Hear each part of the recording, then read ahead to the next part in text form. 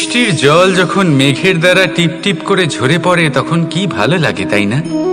শুধু যে এই আবহাওয়া ভালো করে তুলে তাই নয়, এই মাটিতে সমাহিত হয়ে একটা অত্যন্ত সুন্দর গন্ধ উৎপন্ন করে।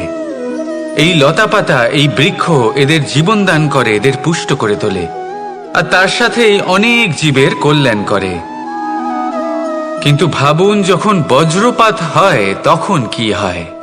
এই সমস্ত জলের ফোঁটা অনিয়ন্ত্রিত হয়ে যায়, একটা ভয়ানক বন্যার রূপ নিয়ে নেয়, যা শুধুমাত্র মহাবিনাশ করে। এর সারমর্ম কি?